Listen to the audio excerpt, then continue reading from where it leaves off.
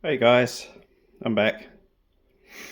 I just wanted to have a little bit of a chat and muse today. So, as you know, I'm a relative newcomer to RC and I'm only building shelf cars at this point in time. So, I'm not spending any money on electrics besides servos and motors. So, I just wanted to get that out of the way first. Um, but what I was sort of thinking is, yeah, just the sort of, I guess I can't think of the word, but the sort of the playoff or the compromise between when you're doing shelf cars and runners as well, but just really how much do you spend on modifications, and is it a good idea? And the reason this has come up is I started building my spare Cougar Classic. So, if you don't know, the reason I had this Cougar Classic was that I bought it with an autographed chassis, which I've now switched across to my main Cougar. And I was just going to put the plain chassis, the standard stock chassis. Sorry, I got a bit of hay fever. I was going to stick that stock chassis back in the box and sell the kit on. But for a wee while now, it's been a sort of, well, I paid about £200 for the kit, but I see someone's got a new inbox one up on eBay for 175, and so I just thought to myself, it's not really worth the hassle, to be honest, to put it on eBay and try and sell it, and it'll probably sit on there for months. So I thought, what the hell, I'll just build it. So I started building it, and then I kind of started thinking, well, I don't need two Cougars. What the heck am I doing here? And then sort of, my mind, as a way to get around that, pretty much greed, was just like, okay, well, maybe if I turn this one into an actual runner and I actually have something I use, because guys, summer's coming up, weather's going to get better. It'd be nice to actually get out and I go for lots of walks with my wife and the dog, and I keep seeing places and I think, oh, that would be a nice spot to take a RC car for a rip. So yeah, I started thinking about a runner, and then I started thinking, if it's going to be a runner, like, I probably want to do some mods, because my whole RC game, I kind of get a little bit obsessed by modifying stuff. So if you think to some of the cars that I've built, ignoring the vintage stuff, some of the cars I've built, like a good example would be the Optimum Mid 60th. I don't build them box art, and I like to change stuff, and I like to add stuff. So this one, we did sway bars and various bits and pieces, changed all the wheels up, just kind of didn't stick to the playbook, and that all costs money. Just picking a couple of examples here. So the Optima Mid 60th, £459 to purchase.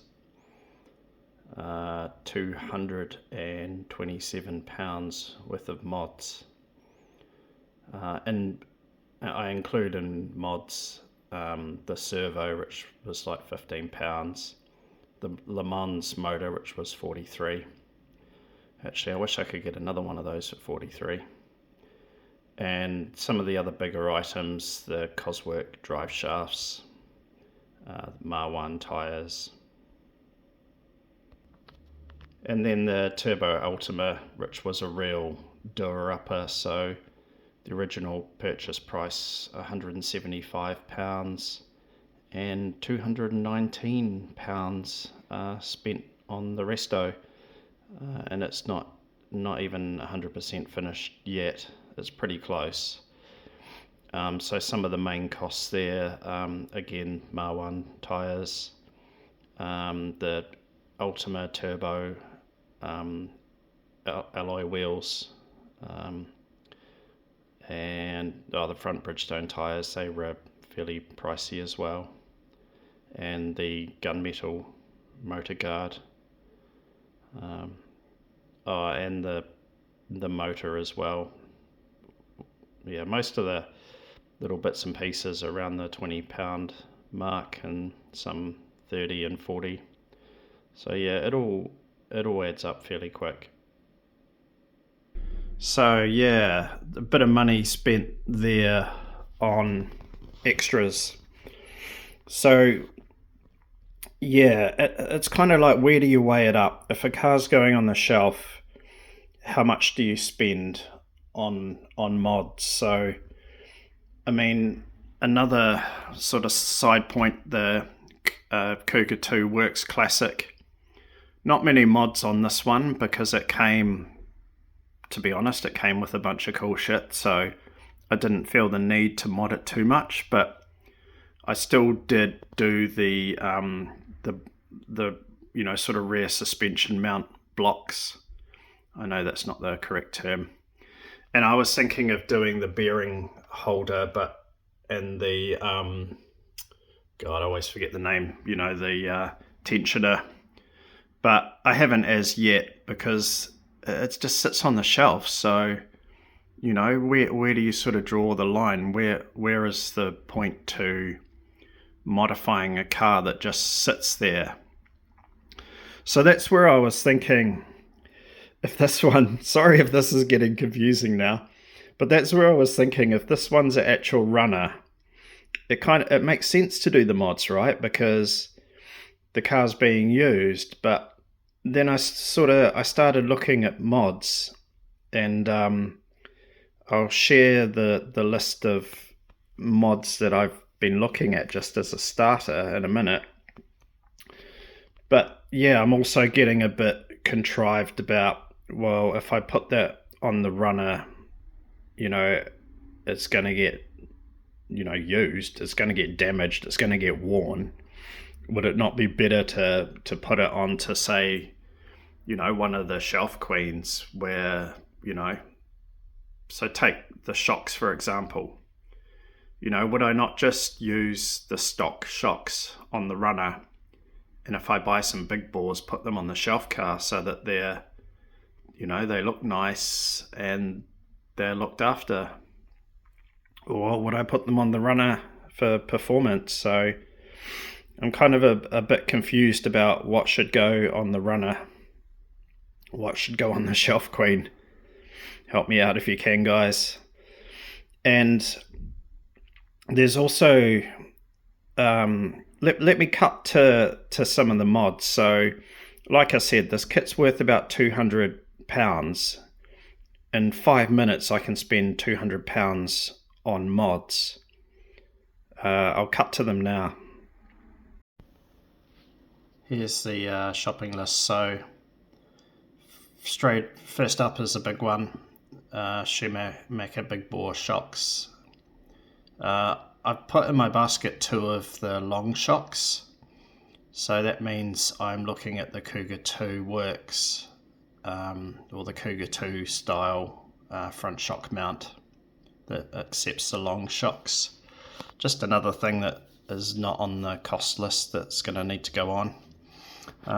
There's quite a lot of just random screws in my order because they're cheap. And then we've got the alloy blocks. I need those. Ball race steering, just really nice to have, particularly if it's going to be a runner.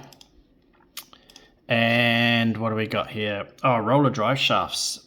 These are very cool, only £25 as well, so good.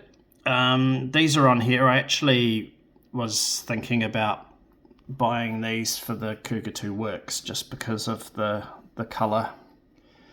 So you probably ideally need 2 sets, but I'd like to get a silver set for the runner. It just, makes more sense.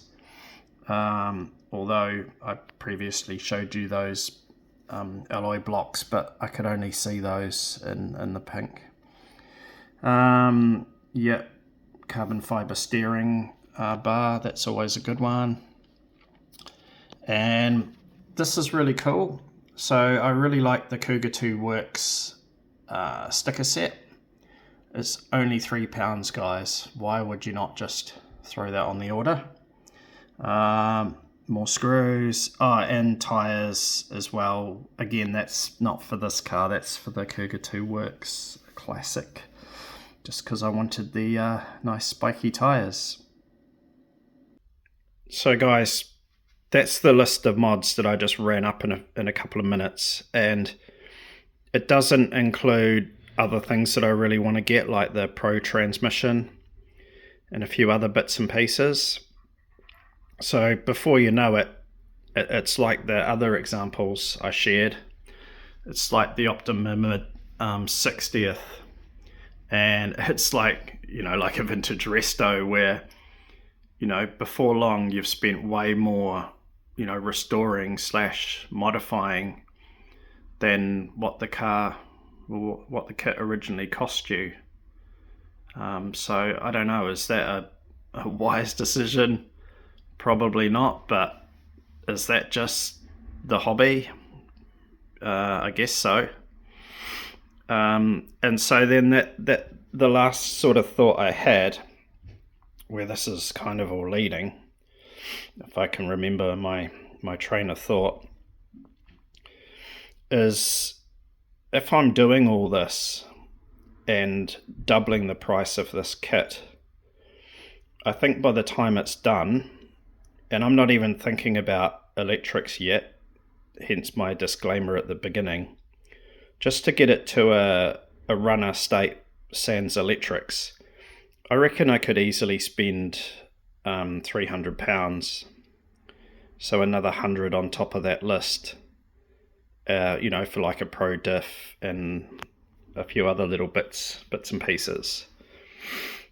So yeah, so 3, 4, 5.